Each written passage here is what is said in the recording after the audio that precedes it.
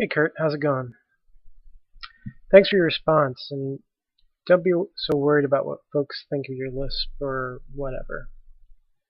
I'm just asking for your opinion, so there's no way for you to be wrong. Anywho, let's begin with where you're wrong. I keyed. Okay, first off, I'm going to sum up what I understand your positions are on the questions I asked. There are no exceptions to the Ten Commandments, but they are impossible to follow, and therefore we need Jesus' sacrifice in order to save us. Everyone is their own guide in determining interpretation of Scripture, therefore there is no method of determining who is correct.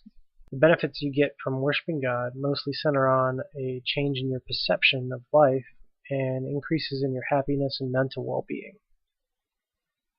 You didn't really seem to have an answer for the definitions of good and evil, so we'll get to that. You said that Jesus' crucifixion was both a bad and a good thing. I think that maybe I didn't ask the right questions on government, so we'll get to that later too.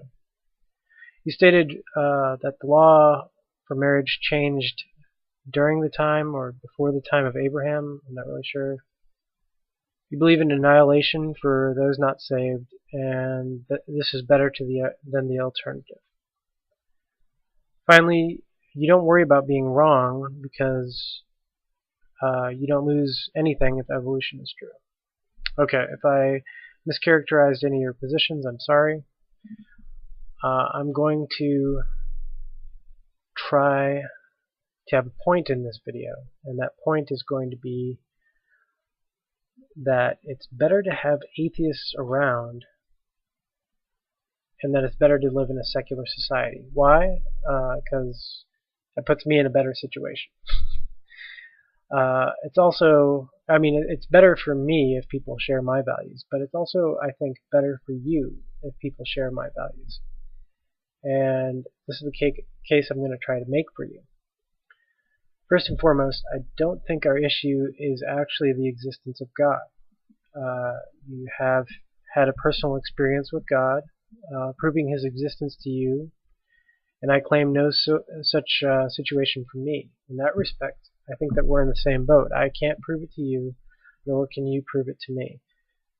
What is a problem for both of us is that certain values are held by the both of us, and those values are sometimes different. The largest problem for you, as well as me, is that no one can determine who is right with regards to Scripture. You yourself stated this. I hope you can see what an issue this is for me.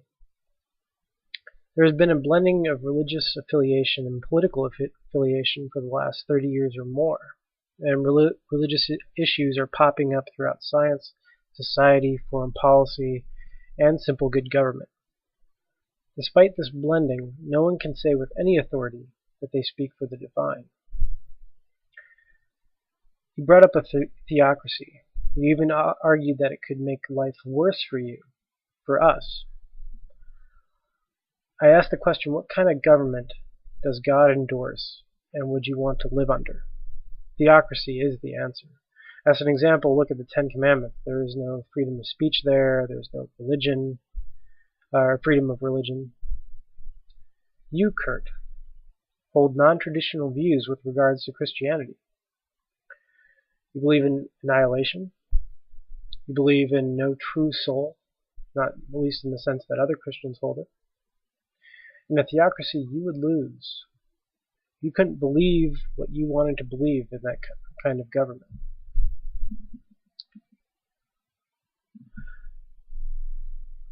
There is a cascade of problems to the issue of not being able to determine who is right. The problem is compounded by the fact that you have no solid definition of good and evil. I like to use theoretical bullshit's definition of something that increases happiness, health, general welfare, or decreases harm and suffering as good, and the reverse is evil. It's a good starting point, and I'm sure that it can be refined. In the cascade of not being able to determine who is right or wrong, we have many points of contention. Right now, those are gay rights, abortion, and various political problems, as well as evolution, But you brought up how Catholics were wrong in the faith. You brought up how you had issues with faith. You even brought up how you believed differently from the rest of Christianity. How you didn't like religion in general, and you would leave it to each individual to decide their own fate, or faith. In that respect, should religious doctrine be taught in science class? Should gays not be allowed to marry? I think it's each individual person who should determine their own path, and could that be done in any other government other than a secular one? What if the Catholics got in charge of the government? Or whoever else? It doesn't really matter what particular faction we're talking about.